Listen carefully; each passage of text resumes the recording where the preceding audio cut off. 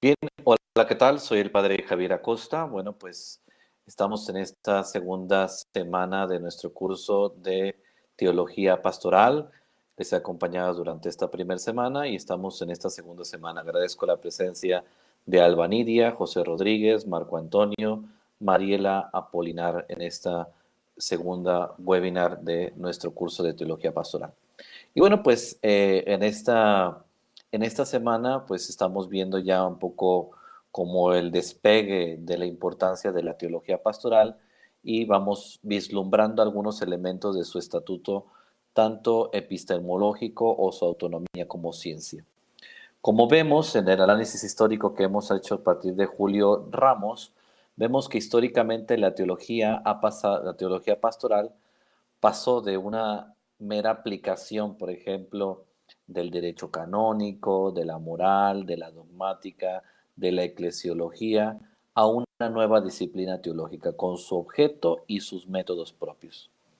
Como disciplina, se inserta entonces dentro de las ciencias teológicas y llega a conseguir estos elementos reflexivos y operacionales que van a dar pues sí, como resultado esta vocación de ser una instancia crítica de la acción evangelizadora en el corazón de la historia.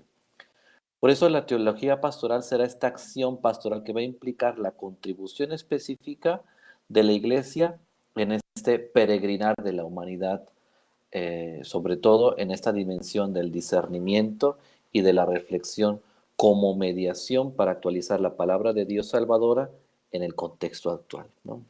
Es como un primer bombazo sobre esta segunda webinar de este abordaje de la teología pastoral como una ciencia autónoma. Sabemos que la práctica, pues para que sea eficaz, exige reflexión. Nos decíamos la semana pasada que no hay mejor teoría que una buena praxis y no hay mejor praxis que vaya precedida de una buena teoría, ¿no? Y esta, sin la práctica o la teoría, es irrelevante e ineficaz, ¿no? De la conjunción de lo teórico con lo práctico nace también el imperativo de una relación intrínseca entre el teólogo y también los agentes de pastoral, entre la teología y la acción evangelizadora, que muchas de las veces pues se han visto abismalmente separadas, ¿no? Es más, si ustedes llegan con su párroco o algunos sacerdotes que están aquí dicen, soy catequeta, pues te van a decir, ah, felicidades, ¿eso qué es? ¿No? Pero si tú les dices, soy biblista, bueno, pues te van a hacer una genuflexión, ¿no? Soy teólogo del dogma, bueno, pues, ¿por qué? Bueno, pues porque por mucho tiempo este elemento, pues, ha sido como súper eh, superficializado muchas de las veces dentro de nuestras acciones pastorales. Concretamente, pues queremos ver en esta webinar que la teología pastoral, entonces, como disciplina teológica, va a comprender tres niveles muy importantes que hay que saber identificar. Dentro de la teología pastoral, pues también está la teología pastoral en su dimensión fundamental, la teología pastoral en su dimensión específica y la teología pastoral en su dimensión aplicada, ¿no? Entonces, la teología pastoral en su dimensión fundamental, es decir, el porqué de la pastoral, porque esta ciencia se denomina en este porqué de la pastoral, ¿no? Entonces, de alguna manera. La teología pastoral, pues podemos decir entonces que es ante todo una teología pastoral fundamental, es decir, porque tiene fundamentos y presupuestos que la van a ir configurando de un modo diverso de las demás disciplinas teológicas, es decir, por eso es una ciencia autónoma, que a su vez también tiene sus propios fundamentos y presupuestos. Básicamente, cuando hablamos de la teología pastoral fundamental, pues es este curso que ustedes están llevando, es decir, esta teología pastoral, pues que se preocupa por el hecho de que la pastoral es una realidad que impregna el ser y el hacer de la iglesia en el mundo como un todo. La iglesia, como lo leyeron quizá ya en Catequética Fundamental, en Evangelio Enunciandi, dice, existe para evangelizar y ella misma es fruto de la evangelización.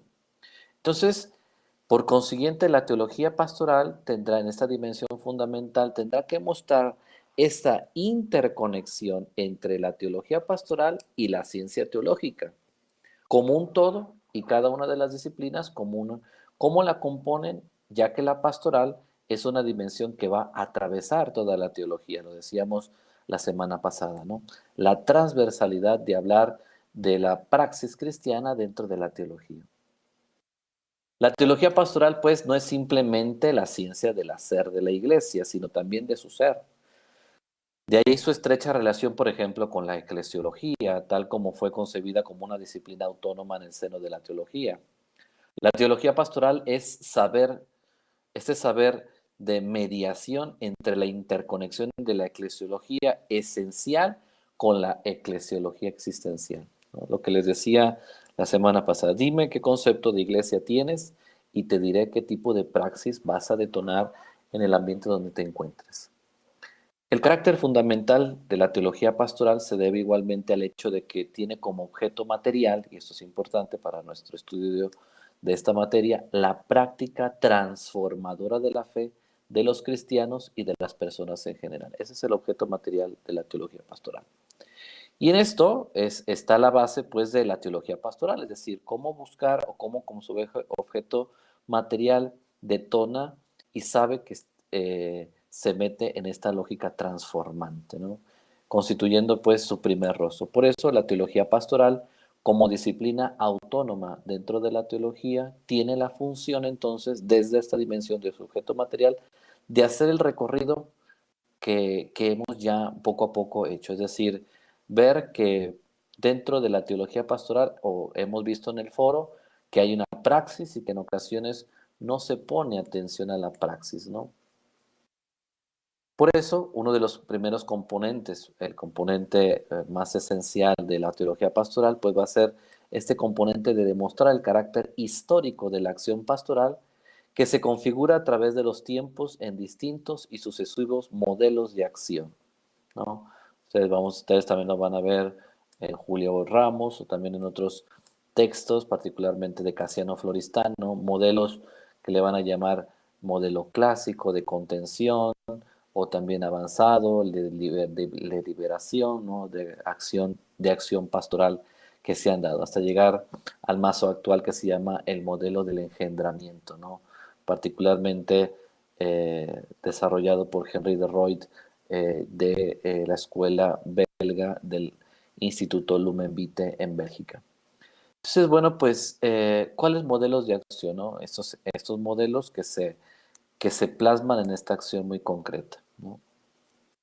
Si la realidad coincidiese con la visión que se tiene de ello, entonces sería vana, por ejemplo, la teología pastoral, ¿no? O sea, es decir, si lo que decíamos, esta eclesiología esencial, coincidiera perfectamente con la eclesiología existencial, bueno, pues cerremos el changarro, ¿no? La tienda, ¿no?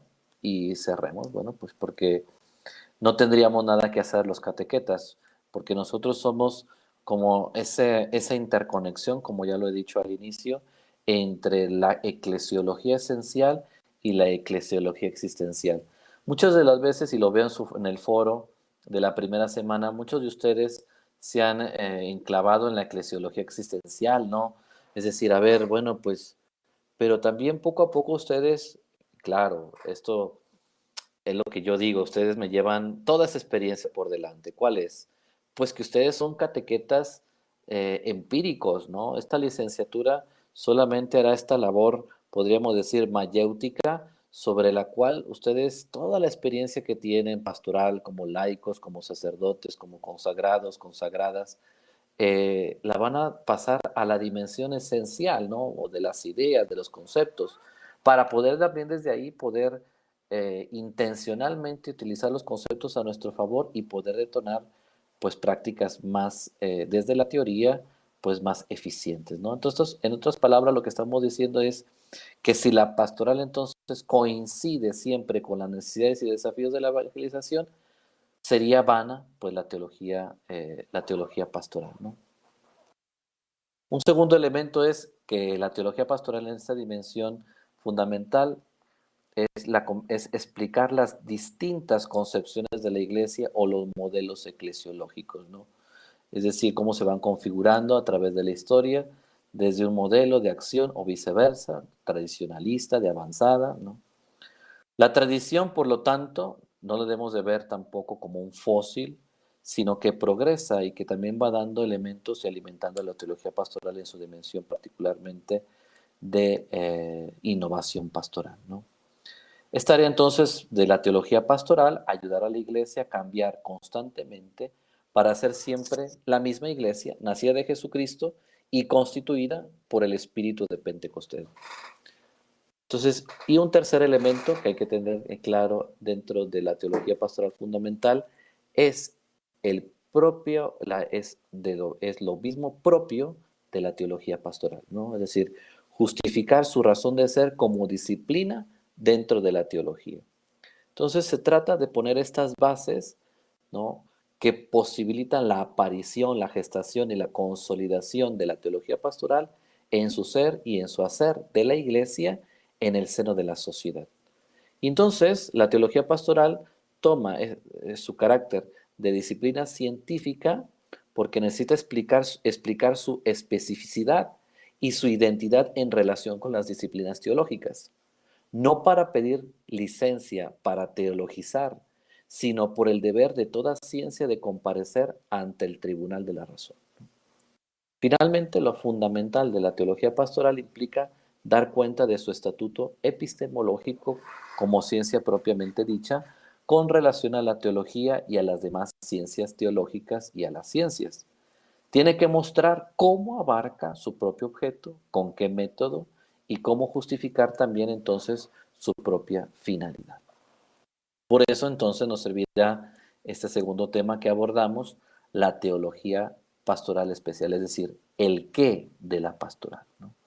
De la misma manera que ya hemos hablado del porqué de la pastoral, que aparece bastante tarde en la iglesia, el qué de la acción eclesial está lejos de su conclusión final, es decir, hay quienes han apoyados particularmente a partir del Concilio Vaticano II, vislumbran el qué de la pastoral desde las diferentes dimensiones de la acción evangelizadora. Es decir, el qué de la pastoral, su acción comunitaria, bíblica, catequética, litúrgica, profética, sociotransformadora y ecuménica. Un poco, si ya vieron catequética fundamental, lo que leyeron de Emilio Alberich, ¿no? Otros identifican desde las exigencias de la evangelización, van a afirmar el, el qué de la pastoral desde la dimensión del testimonio, del diálogo, del anuncio, del servicio. Y hay quienes van a concentrar el qué de la pastoral en la clásica triamúneras, ¿no? Eclesia, sacerdote, profeta y rey. Y se va a justificar aquí entonces pues el modo de abordar según la postura que se tome, ¿no? La primera de la acción evangelizadora, la segunda en esa dimensión del diálogo del anuncio o también en el triamunera eclesio.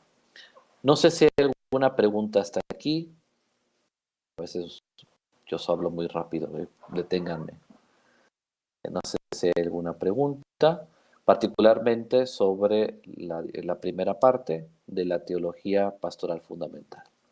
Alba, José Rodríguez, Marco Antonio, Mariela.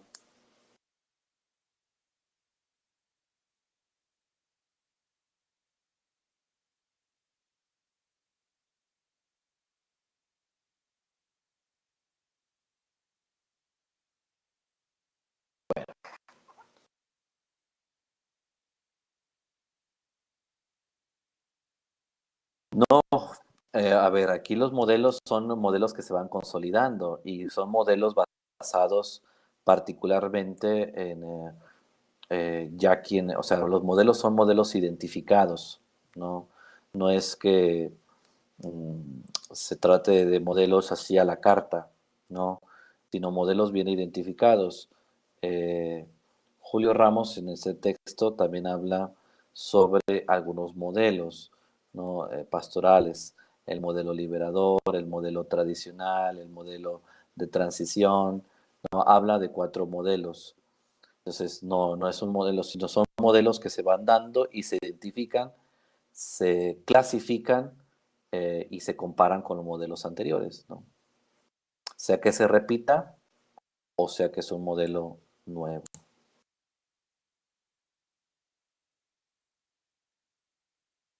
Particularmente los modelos corresponden, como ya les he dicho, a modelos eclesiológicos, ¿no? O sea, el tipo de iglesia, pues va a ser un tipo de hacer pastoral, ¿no?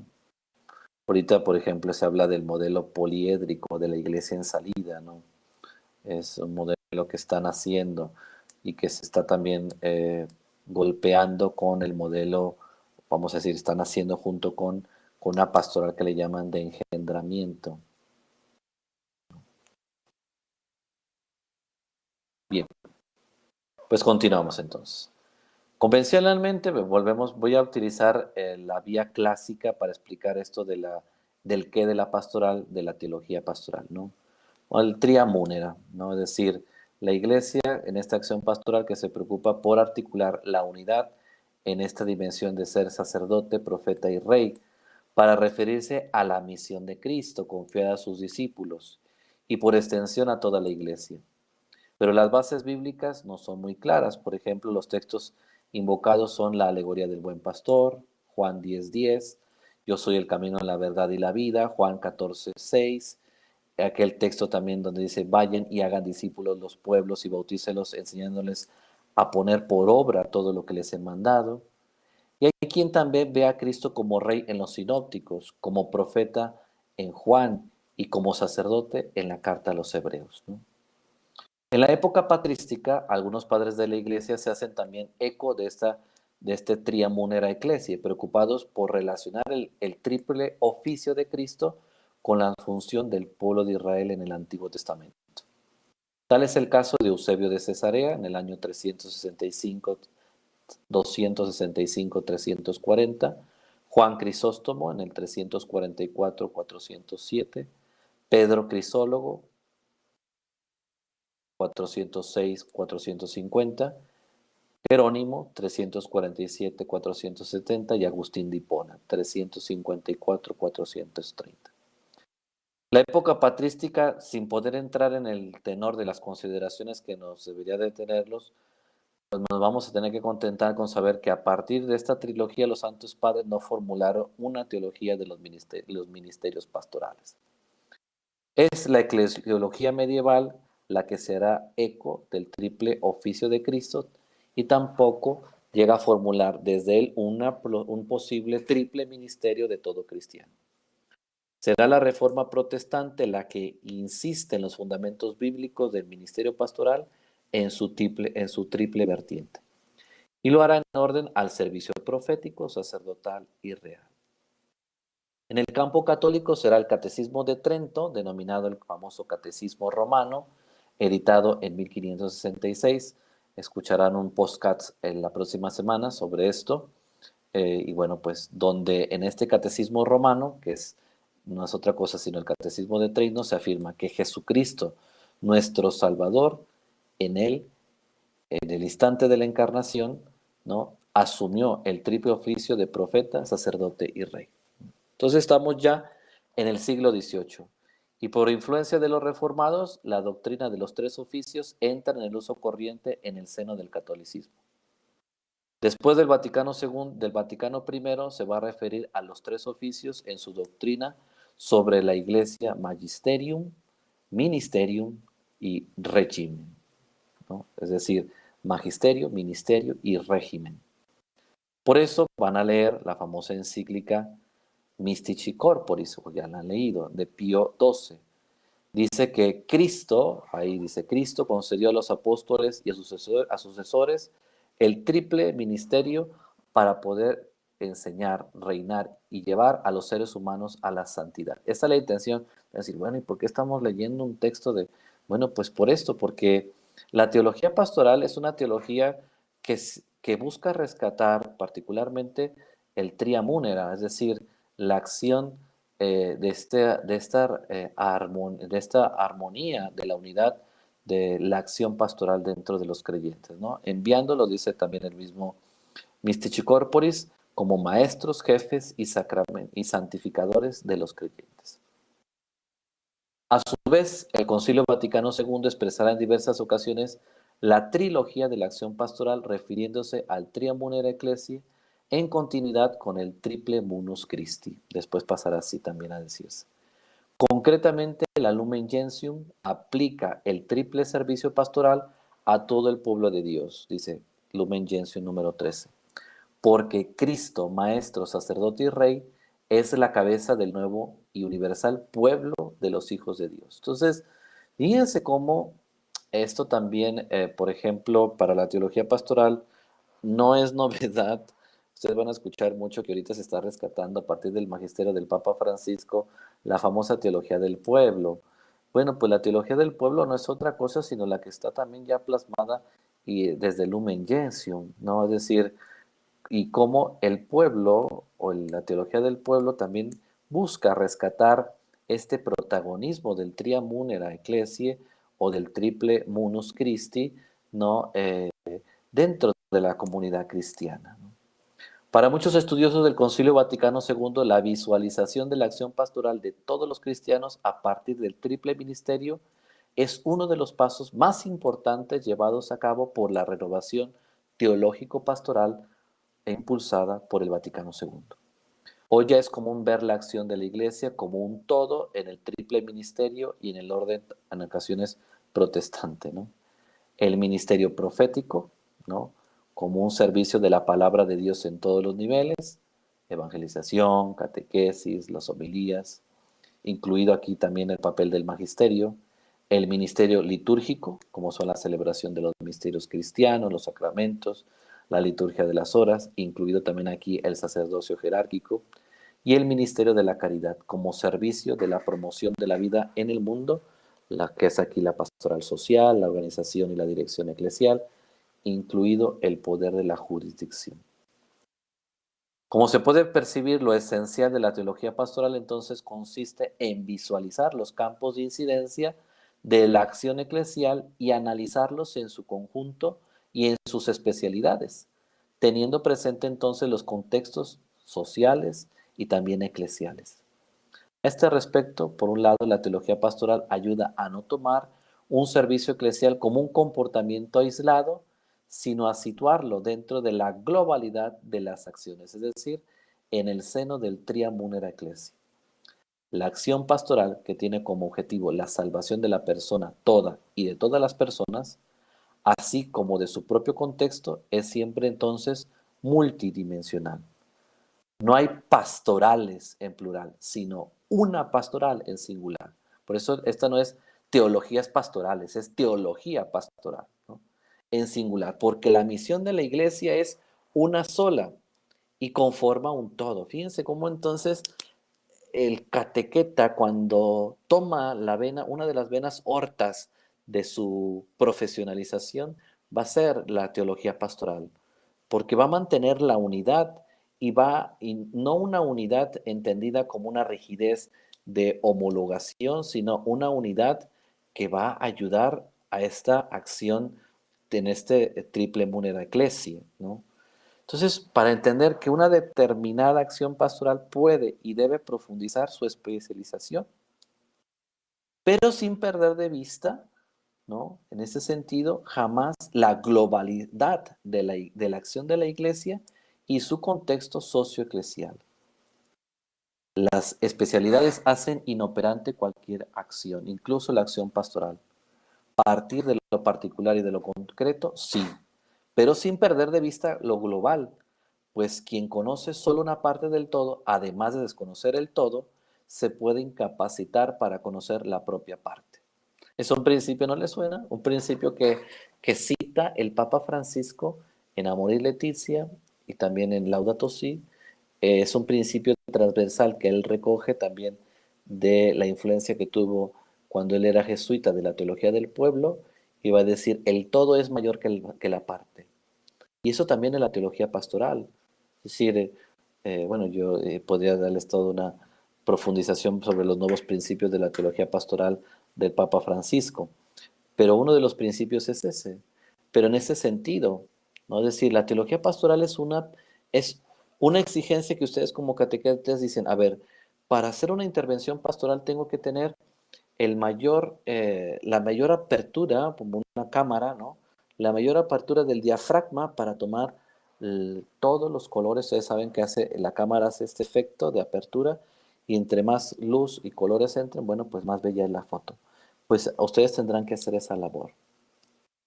Por otro lado, puesto que la acción eclesial es multidimensional, también entonces compete a la teología vislumbrar sus diferentes campos de incidencia, según las necesidades de los diversos contextos y épocas. Una acción pastoral genérica que no toma en cuenta las necesidades concretas es ineficaz como mediación histórica de la salvación integral e irrelevante para su contexto. A partir del todo puede verse entonces mejor las partes, pero solo a partir de las partes es posible trabajar y transformar el todo.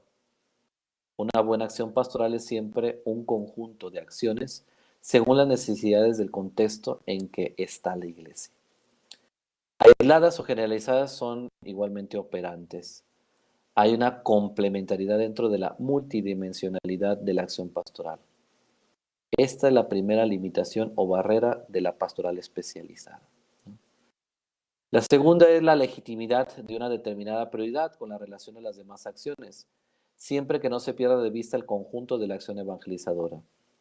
Tomar las acciones como un conjunto no significa ponerlas todas en un mismo orden de importancia. De la misma manera, hay necesidades más urgentes y realidades que amenazan la vida más que otras. También hay acciones pastorales más prioritarias que otras. Una tercera limitación, podemos decir, de la especialización de la teología pastoral se refiere a la diversificación de los contextos en los que se da una misma acción pastoral, lo que implica la necesidad de una diversificación dentro de una determinada especialización. Aquí estamos presentes en esta aula, pues personas de distintos contextos, países, situaciones, hasta de la misma ciudad o del mismo país, y bueno, pues también se ve, pero también esto no quiere decir que es una de las cosas que en ocasiones se critica mucho a la teología pastoral, una teología pastoral demasiado contextualizada. Bueno, pues que una vez que se vence el contexto, pues queda abolido el principio, ¿no? Pero pesa sobre ellos el imperativo de los espacios de globalización de la acción. También una determinada especialidad para que de repente, por ejemplo, la catequesis de iniciación no vaya en dirección opuesta a la catequesis de adultos, por ejemplo. O la pastoral obrera trabaje en oposición a la pastoral juvenil, ¿no? Entonces, esto es importante. Entonces, es recuperar esta unidad sin caer en estas tres tentaciones. Una exagerada contextualización, una exagerada especialización y una exagerada priorización en la cual pues no se sepa cuál es el primero, ¿verdad? No sé si hay alguna pregunta sobre este segundo elemento. Teología, hemos visto teología pastoral fundamental, teología pastoral especial y ahora vamos a ver la teología pastoral eh, aplicada, es decir, el qué, el por qué y el cómo de la pastoral. ¿Se va entendiendo o no se va entendiendo nada?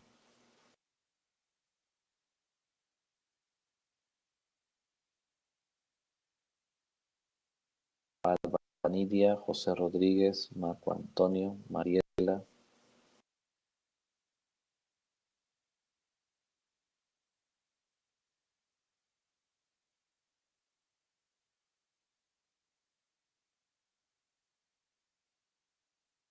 Gracias, Alba.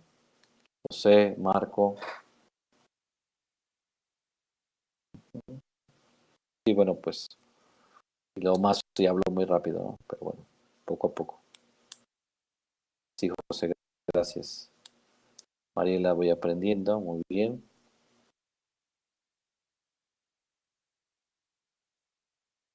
Marco Antonio, muy bien, ¿no? Él nos hace un aporte de eclesiología existencial, Marco Antonio. Vivimos en nuestras parroquias, ¿no? Pues ustedes se están metiendo al mundo, por eso a veces también en ocasiones algunos sufren aquí en el instituto, porque piensan que la licenciatura o el diplomado en catequética es una mera explicación o justificación de la eclesiología existencial, ¿no? Por eso yo les invito a que pasemos como un lenguaje de, de una migrar a una catequética que va de las esencias a las presencias, a las existencias, ¿no? Ustedes vienen de las existencias y en ocasiones es muy difícil como hacerlos migrar a las esencias, a las ideas, a los conceptos, a las propuestas, ¿no? Pero bueno, poco a poco. Gracias, Marco. Bueno, pues proseguimos entonces. La teología pastoral entonces, en el cómo de la pastoral. El estatuto de la teología pastoral como disciplina autónoma, además del por qué y del qué de la pastoral, se ocupa también del cómo, que se refiere al aterrizaje en la práctica de una acción eclesial pensada. Qué difícil es. La acción, incluida la acción evangelizadora, tiene también su racionalidad, su razón práctica, que es mucho más que una mera operacionalización. Pero ustedes se han puesto a ver, por ejemplo, como dice Marco, ¿no? Sus parroquias desde fuera, a pensar. Ustedes pónganse en una banca o pónganse a ver su diócesis y pónganse a pensar. No, no a justificar, no a describir, que es un poquito lo que hicieron en el foro, ¿verdad? Eh, Acciones, comportamientos, a juzgar, a pensar. A ver, decimos que somos una iglesia de puertas abiertas. Bueno, sí, pero nomás tenemos una sola puerta. A ver, ¿no? Es ponernos en la banca de la secular, del mundo secular y decir, somos una iglesia de puertas abiertas, pero de una sola puerta. ¿Qué peligro ven en eso? A ver, una eclesiología de una iglesia de puertas abiertas con una sola puerta. Es una provocación. Alba, José Rodríguez, Marco Antonio, Mariela. Somos una iglesia en salida, pero con una sola puerta o una sola salida.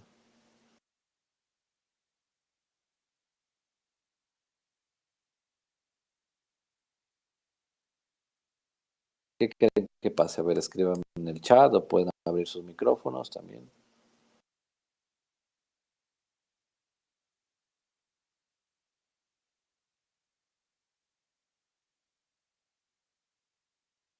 ¿Está bien, no? Una puerta abierta. Está abierta, pero es una sola puerta.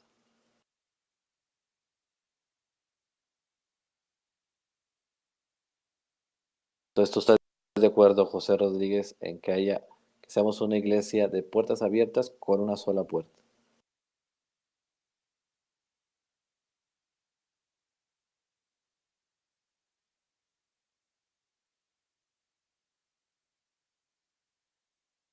No somos congruentes. ¿Por qué no somos congruentes, Alba? Lidia.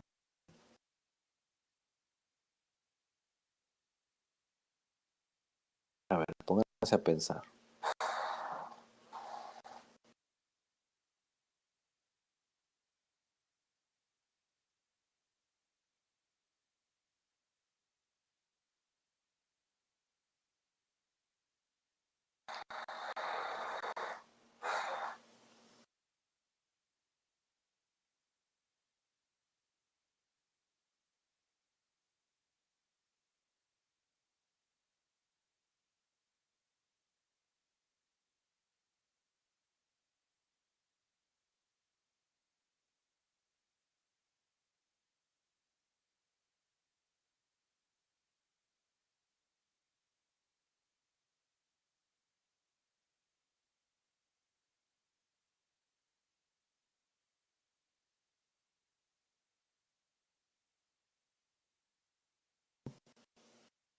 Ah, entonces ya cambia la cosa, ¿no? José Rodríguez.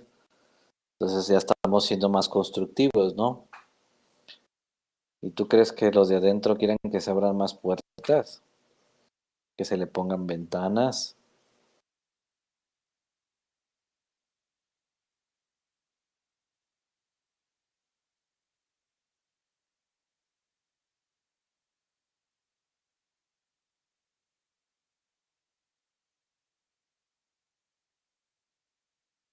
Espero que no falte el que me diga y me eche el texto de yo soy la puerta, ¿no? De Cristo, yo soy la puerta.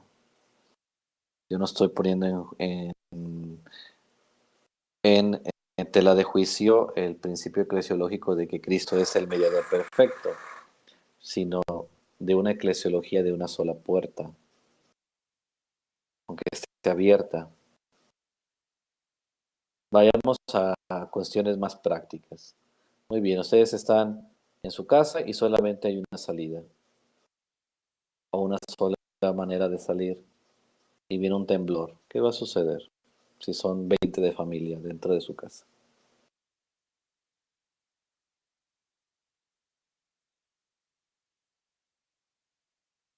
O cómo, si verdaderamente alcanzáramos a enamorar pastoralmente, a ser proféticos y todos los de la parroquia fueran a su parroquia de ustedes, pero nomás hay una sola puerta. ¿Cómo le hacemos?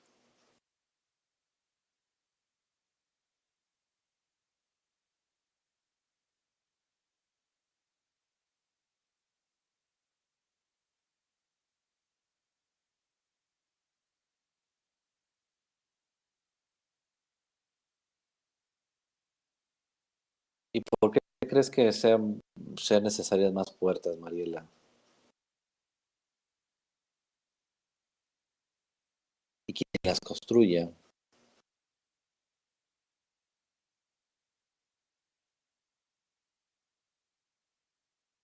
Y entonces esa es la labor, en ese sentido, del teólogo de la pastoral, del catequeta, ¿no? De pensar.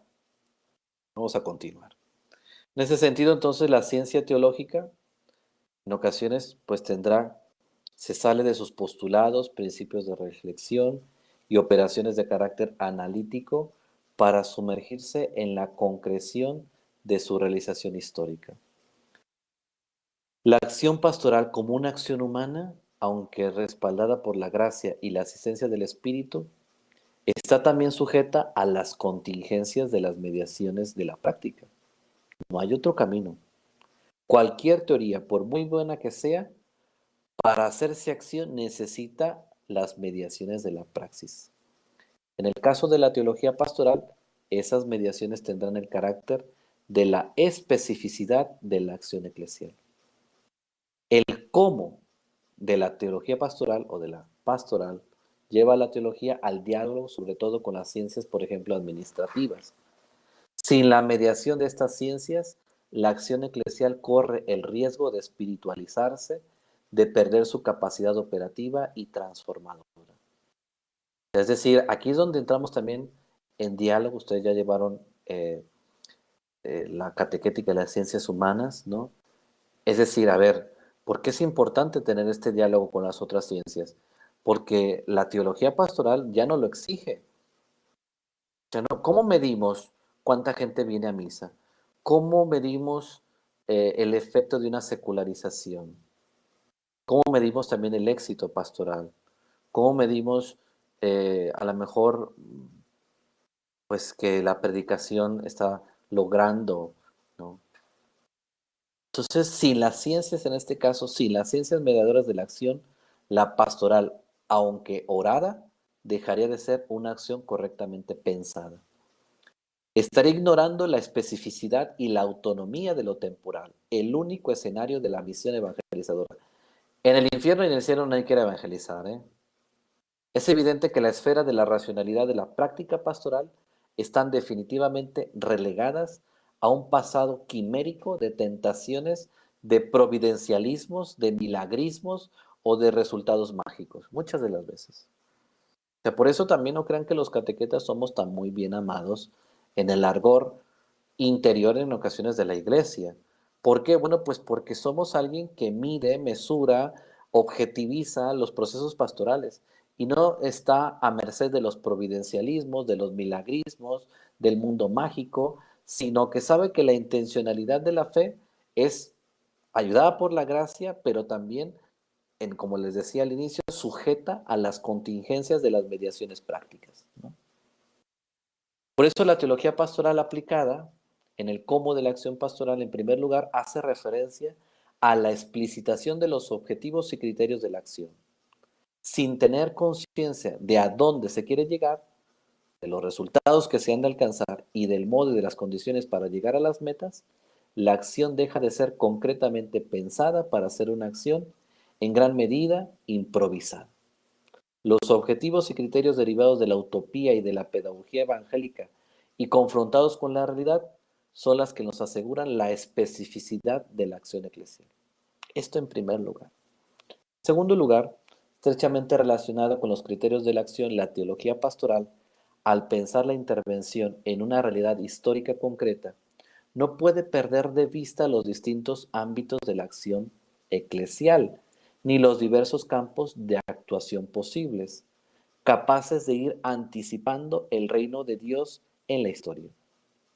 Por un lado, limitar la acción pastoral al espacio de la subjetividad y por otro, al ámbito del intraeclesial, lleva al espiritualismo y también al eclesiocentrismo, que va eclipsando la realidad del reino de Dios y que hacen de la iglesia un fin en sí misma en vez de ser una mediación como de hecho es. Esto es importante. La salvación o la liberación integral de las personas, ¿no?, de todas las personas y de su contexto, entonces va a implicar una acción totalizante dentro del plan de la creación, más allá de lo estrictamente religioso. En la perspectiva de San Ireneo de León, ¿no?, de Adversus Hereses, ustedes van a ver, la gloria de Dios es que el ser humano viva y la vida del ser humano es la visión de Dios. Y según la encíclica Redentoris Hominis, ¿no?, Redentor Hominis de Juan Pablo II, dice, el ser humano es el camino de la iglesia, independientemente del credo, la raza, la cultura. Por eso la teología pastoral pues será este llamado en estos tres elementos que ya hemos visto, la fundamental, lo especial y lo aplicado. El qué, el por qué y el cómo de la teología pastoral, por eso es una ciencia, ¿no? El servicio que está llamado a prestar a la iglesia es una acción desde la concreción de lo cotidiano local en la perspectiva universal cósmica, porque universal y cósmica es la obra entonces también del Creador y la salvación del Redentor que nos trae. Y en tercer lugar, este cómo de la iglesia en la teología pastoral se refiere a la proyección y a la ejecución de la acción eclesial propiamente dicha. Es el momento culminante del aterrizaje de una acción pensada. No se trata solo de llegar a un recetario práctico, ¿no?, estático.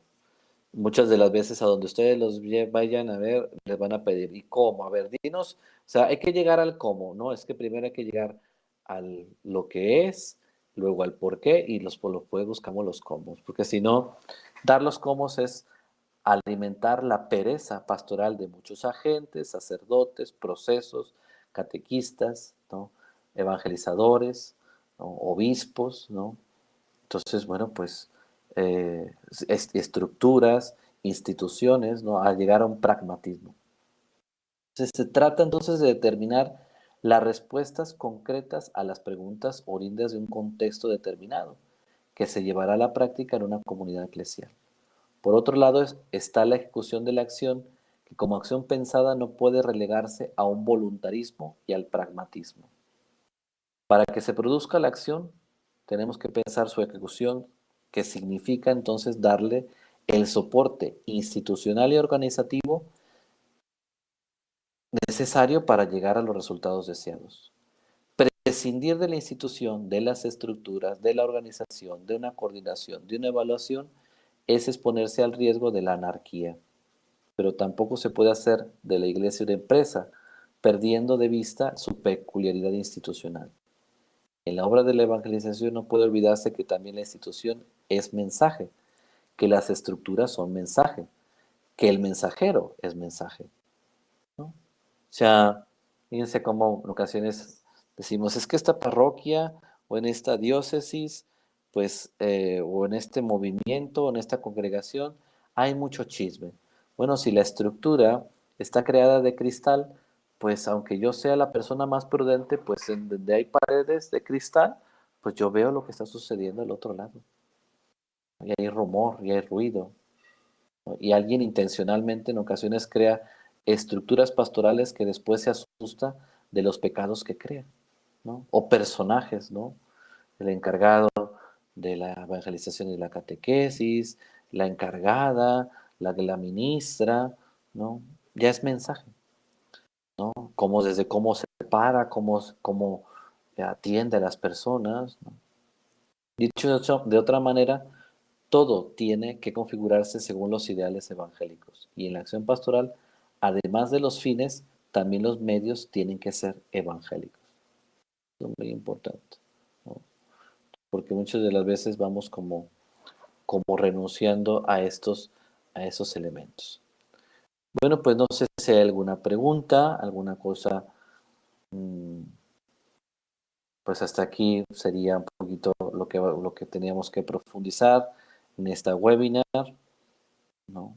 Entender la teología pastoral desde esa dimensión, desde su dimensión fundamental, lo que es, desde su dimensión especial, ¿no? Este triple del cómo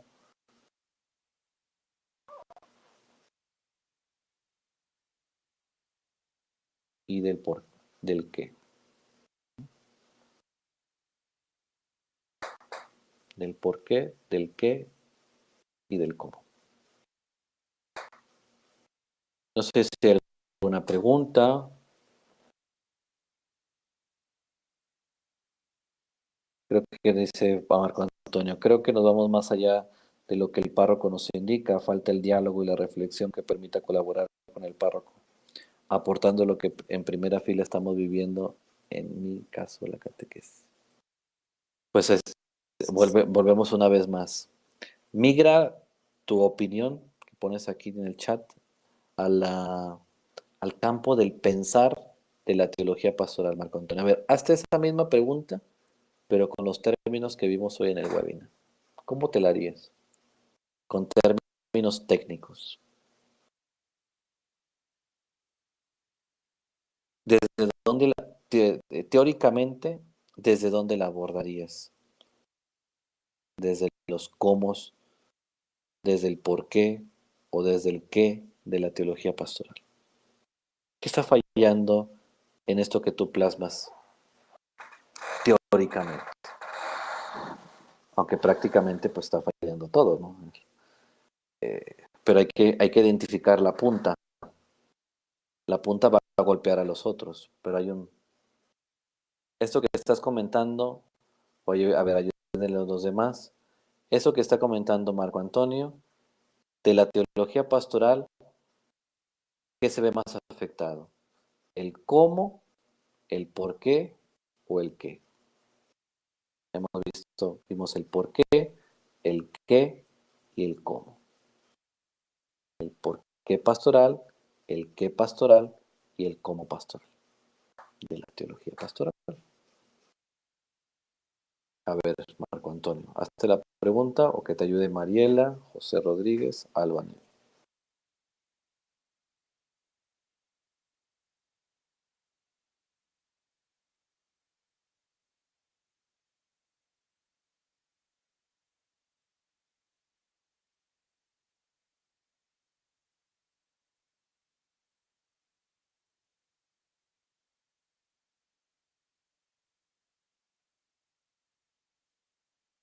No todos, nomás uno.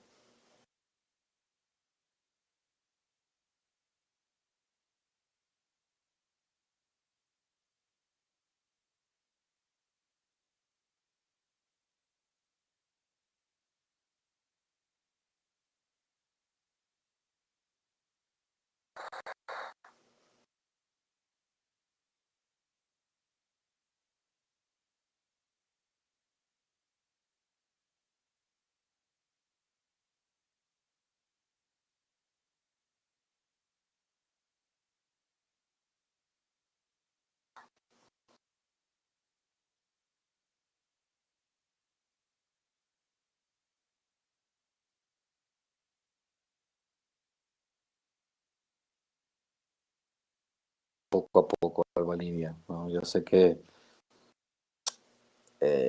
por eso les digo que ustedes son catequetas existenciales, pero tienen que salir transformados de esta licenciatura, del diplomado, en catequetas también con ideas bien claras.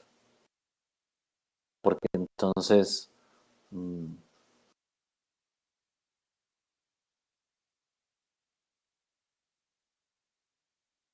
la explicación siempre pensada en lo que sucede en mi parroquia.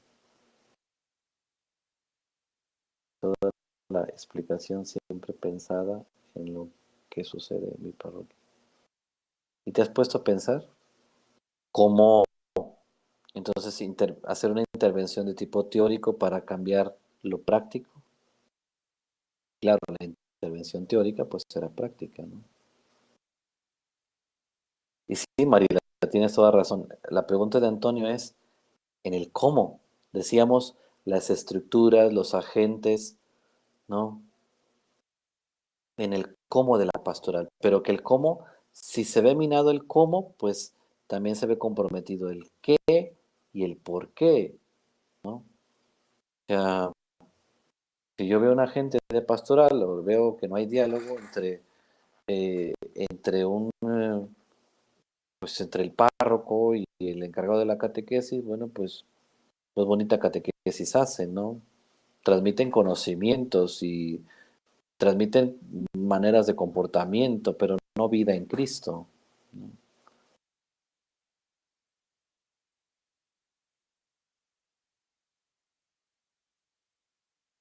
No se necesita ser catequista, ¿eh? No todos son catequistas, vienen de otros ambientes también. Pero teóricamente, bueno, pues ustedes estarán habilitados para transformar una pastoral educativa o en una institución tenemos también, eh, es el modelo eclesial de cuarto como factotum, ese cuál es, de cuar como de cura como factotum. Pues es el tradicional, ¿no? En el lenguaje de Julio Ramos le llama el modelo eclesiológico tradicional, es decir, donde hay una exagerada participación de la jerarquía y una eh, poca participación eh, de la comunidad cristiana, ¿no?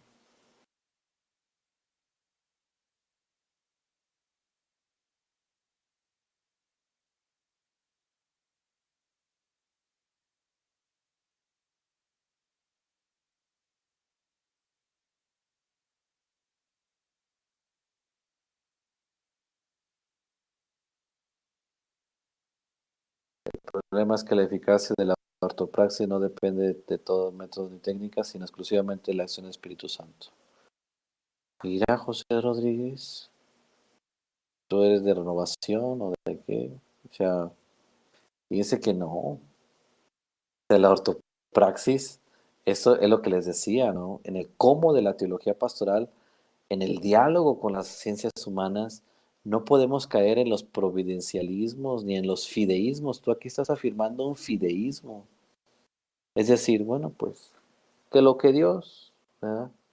La gracia de Dios, yo les dije un principio muy bello, ¿no? La gracia de Dios es una gracia mediada por la acción, ¿no? O sea, no podemos hablar así como de una, me parece así como la aseveración que tú haces es bastante delicada porque te cargas entonces todo lo que realmente la teología pastoral sostiene, pero no se puede forzar la gracia. O sea, que el principio teológico de la gracia supone la naturaleza, para ti no es válido.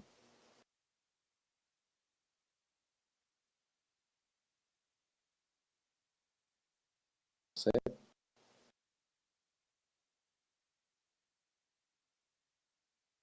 Y sabes que hay un principio teológico que dice que la gracia supone la naturaleza.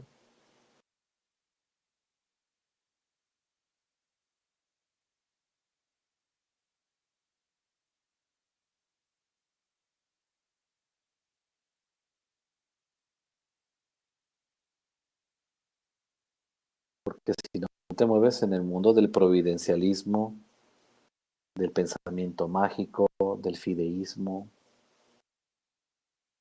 y no le damos entonces su estatus serio de ciencia a la teología pastoral. Y bueno, pues es una acción de gracia, ¿no?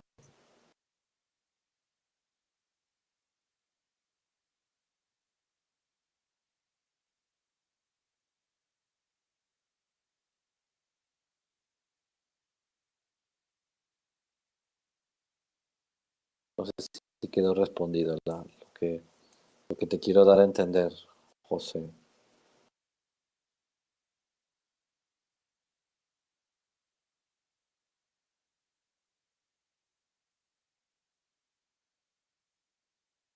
Los frutos de la acción no dependen de las técnicas.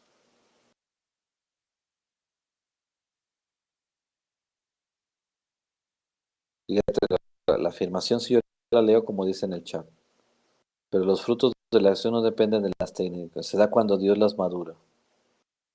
Entonces tú vas a madurar cuando Dios quiera y tú vas a crecer cuando Dios quiera.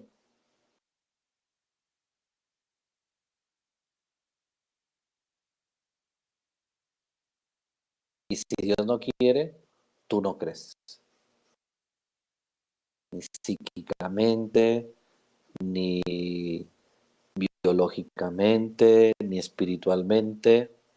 O sea, yo tengo 40 años y puedo decir, Dios no quería que yo tuviera 40 años, me comporto como un niño de 20 o como un niño de 8 y entonces,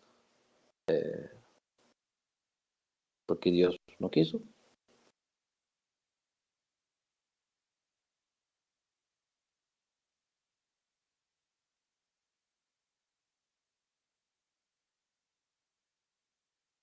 Dios siempre quiere. Dios siempre quiere.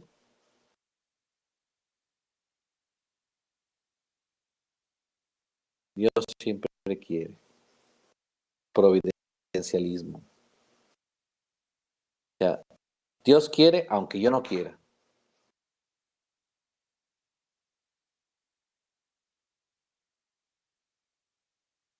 Ah, no sé, a ver, Mariela, José, los medios que están en nuestras manos. Dios siempre quiere salvarlos. De la Iglesia Católica, Dios quiere siempre salvar. O sea, Dios, Mariela, para ti entonces Dios nos salva aún en contra de nuestra voluntad, que Dios quiere siempre salvarnos.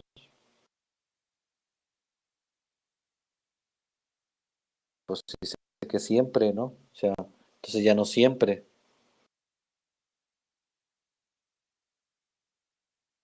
Y dice José, es necesario un equilibrio entre lo humano y lo divino en el actuar del hombre, pero al final siempre es la gracia de Dios la que actúa.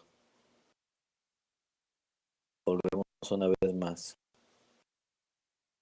¿Qué acaso su maestro de catequética fundamental no les enseñó aquel principio fundamental de la fidelidad a Dios y la fidelidad al hombre, directorio general para la catequesis? Porque esto es fundamental, ¿eh? O sea, veo ciertos providencialismos, cuando menos en el chat, ciertos fideísmos. Mm, Es deseo de Dios salvarnos, pero Él no puede salvarnos sin nuestro esfuerzo. Entonces, a ver, ya nos salvó y entonces hay que esforzarnos. Y si no nos esforzamos, no. Entonces, ¿no has leído el documento reciente del Papa Francisco, Gaudete de Sultate, sobre la santidad? Entonces hay que esforzarnos porque hay que llegar a la carrera de la santidad, ¿no?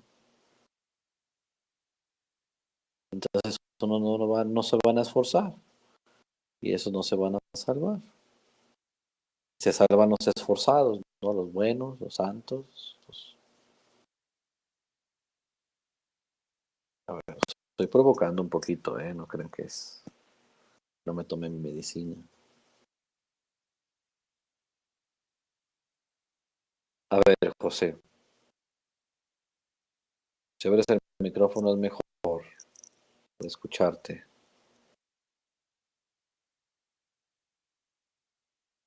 ¿Qué piensan los demás? Alba, Nidia, Marco Antonio.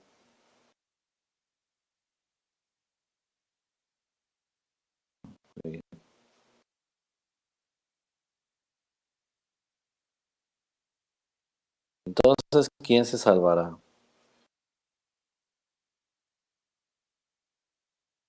¿Quién puede salvarse por sus propios medios?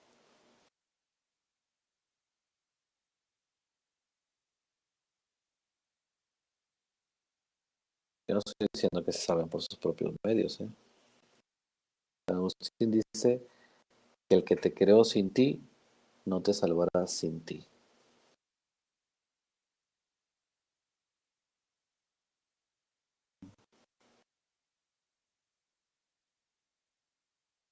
Por eso San Agustín salvaguarda, dice, ¿no?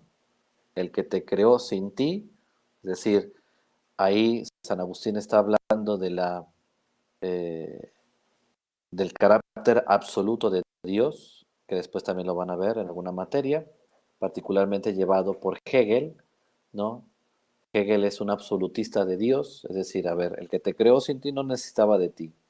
Pero después también vendrá la ruptura hegeliana de decir, a ver, pero también hay una dimensión de la salvación subjetiva. Ya aquí es donde por eso la primera semana hablábamos de la ortodoxia y de la ortopraxis, del carácter subjetivo y también del carácter objetivo de la salvación. Ya no podemos, porque si no, entonces, pues la teología pastoral, volvemos una vez más, es entonces una mera didáctica de jueguitos ¿no? La teología pastoral tiene su sustento teológico en el afirmar la seriedad de la intervención divina y la seriedad de la acción dentro del hombre.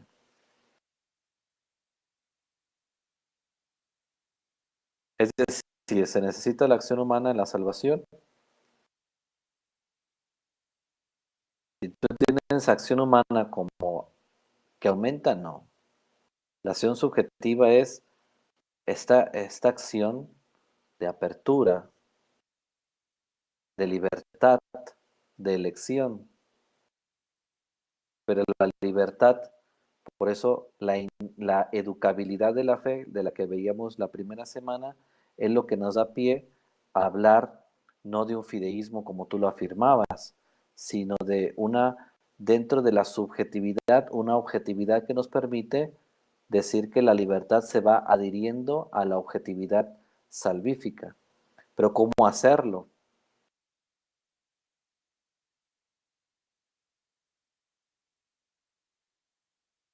La acción pastoral humana no es automáticamente salvífica. O sea, no todas las acciones pastorales humanas son salvíficas.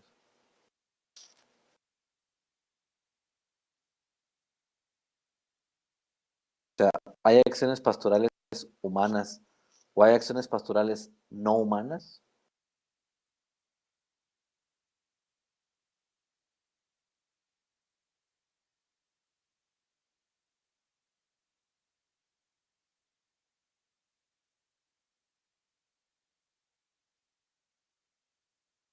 La acción pastoral, por eso decimos, repito también lo que estamos dicho de Redentor Hominis. El camino obligado es el hombre, José. Si no es la acción pastoral en sí no es automáticamente salvífica. Si no es salvífica, entonces no es acción pastoral. La acción pastoral, por ser acción pastoral, es salvífica. Llámale, o sea, aquí me estoy moviendo en el campo terminológico, ¿eh? Si tú dices, las acciones pastorales acá de mi tía, la que hace, no, a ver, la acción pastoral sí es auténticamente acción pastoral, o bueno, o podría decirle a tu amiga o a tu parroquia o a donde tú estés en tu ambiente, es todo menos acción pastoral. Porque la acción pastoral, por ser acción pastoral, es acción salvífica. No sé si ya aquí ya me dio a entender y por eso para cerrar la clase. O sea, terminológicamente no tendrías que llamarle acción pastoral. Quizá algunas acciones que a lo mejor tú ves, eh, podríamos decir, pues son todo menos acciones pastorales. Porque ni ayudan a la ortodoxia, ni alimentan la ortopraxis, no ayudan a encontrar la fe adulta.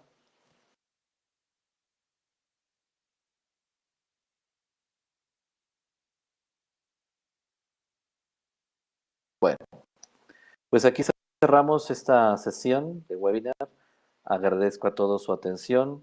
Soy el padre Javier Acosta, pues estoy también atento a sus comentarios. Recuerden que está la herramienta del chat para enriquecernos a todos y también a través del foro, ojalá que podamos aportar con argumento, particularmente en formato APA, con alguna referencia que nos pueda enriquecer a todos. Muchas gracias y que descansen.